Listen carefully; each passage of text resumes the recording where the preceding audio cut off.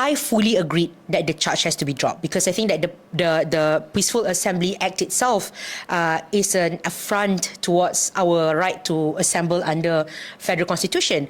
But the question was that why is it that the charge against Mandeep was dropped, but the charge against Amir was not dropped? Well, actually, the case originated from a protest when Amir was still the Secretary General of MUDA, and it was done with MUDA together. It was a protest called Mana Kapal LCS. If you guys remember the protest, it was to question the government of what happens to 9 billion ringgit cost of literal combat ship that was supposed to be delivered, but that only satu kapal siap and the rest kapal tak siap. The question that we asked is Mana Kapal LCS. So the protest was done in front of Sogo. After that, two people were actually charged for the protest, and that was Amir Hadi, also Mandeep Singh. These two people were charged for organizing the protest. Like already from the beginning, we were really angry with the charge itself because we were there peacefully assembling and questioning about Kapal LCS. And this is not a small issue. This is about billions of ringgits of people's money.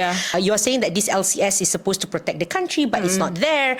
But no kinds of investigation has been done towards the people that we questioned.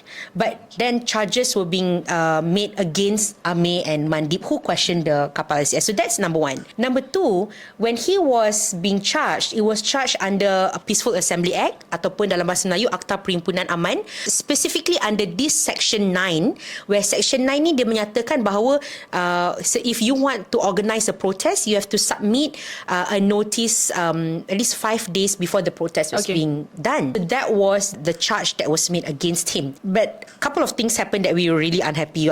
Number one was the fact that the actual perpetrators of Kapal LCS, one of them that we questioned during the protest is already the Deputy Prime Minister today. Number two is that in the midst of the charges, the charge against Mandeep was dropped. After Pakatan Harapan got into power, Mandeep is from DAP and the charge against him was dropped. I fully agreed that the charge has to be dropped because I think the Peaceful Assembly Act itself is an affront towards our right to assemble under federal constitution. But the question was that why is it that the charge against Mandeep was dropped, but the charge against Amir was not dropped? When the case wasn't dropped, then Amir himself made dalam mahkamah ni kita boleh buat macam there's this proceeding where he can cabar the integrity of the section itself lah. So what happened in the federal court today was because Amir and his team of lawyers, they challenged the legality of Section 9. Ni sebagai saya pun alhamdulillah habis belajar undang-undang. So I can speak a little about this. So we have the highest law, which is the federal constitution, right?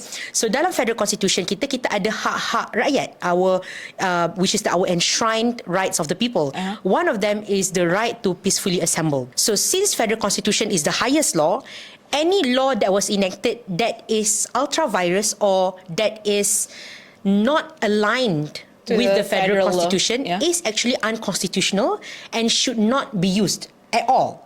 We question, Amir and also his lawyers question that Section 9 is ultra-virus or contradicting to federal constitution. Maknanya is unconstitutional and shouldn't be used. After 3 years of battling in court, alhamdulillah, this morning, Mahkamah Persekutuan, which is the apex court, Mahkamah Persekutuan ni mahkamah paling tinggi, under the lead of Yang Amat Arif Tun Maimun, and I am so happy that because today is her last day to be able to see that judgment. They decided that Amir's appeal is right and that Section 9 is not aligned with the federal constitution or is unconstitutional.